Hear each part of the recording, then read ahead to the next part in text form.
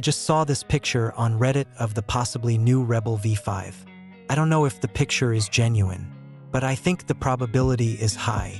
As always in my videos, here is a picture comparison with the previous version. But you can't quite compare the pictures, because the angle is not the same. But it's actually not the shoe I'm most interested in. I hope more that there will soon be pictures of the new Venom 2, which is basically a trail version of the Rebel. Venom, it's definitely one of my favorite shoes of 2024, and especially if you consider the price of them. I still use mine for everything, as you can see in this video I made some time ago. Here's the video why I think this is the best running shoe for the price in 2024. I often find that other YouTubers talk about the shoe's normal price. I don't really care what the price is on the shoes originally, I'm only interested in how much I have to pay for them. And here you can see an example where I compare it in terms of price with the shoe it probably resembles the most. It must be said that I got mine for 450 Danish kroner, almost 3 times less than I have to pay for a pair of Rebel V4.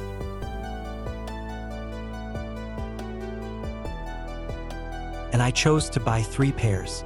And no shoe beats this one for the price in my opinion. It works well everywhere on the treadmill, in the forest, and on asphalt.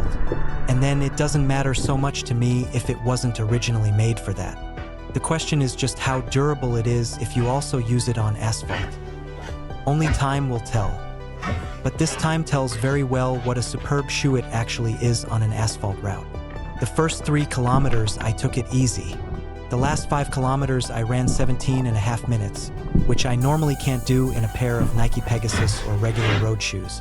Of course, it is not as fast as a carbon shoe, but it's as good as the best daily trainers for me. Maybe I should just mention right now I'm not able to run, at least only very, very slowly. But instead of me talking so much, here's a little test I did on a trail route. Here you can see the route, which is right next to the running track, where I also did some small tests. I compared it to 3 others: Nike Zoom X Zegama Trail, Asics Fuji Light 4, Adidas Adizero Takumi Sen 8.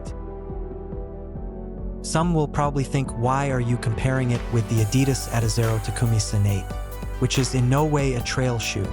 The reason for that was I did some tests on the running track before these tests where I tested them against the Sen 8. I wanted to see how much difference there was here on this little trail route. Before you get the result, there will be some slow motion footage of the shoes. I should rather mention the pictures you see here are the easiest on the route. Elsewhere on the small route, there were many roots, wet grass and mud.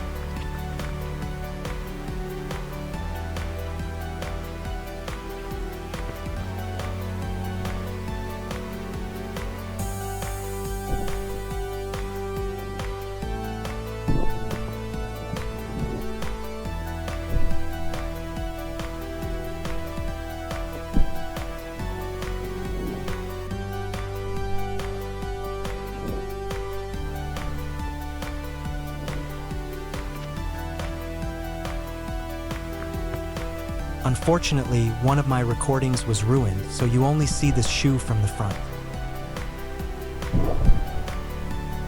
But here is the result for the little test. I chose to run with an average heart rate during all the runs of 140. You should always take a test like this with a grain of salt because I haven't repeated them several times either, but from my immediate feeling they seem very reliable. The difference is pretty much the same on the running track between Adidas Sen 8, except Adidas is the fastest shoe here as expected. I can only say if you don't have a lot of money and want a good shoe, this is a really good choice if you don't run all your kilometers on asphalt.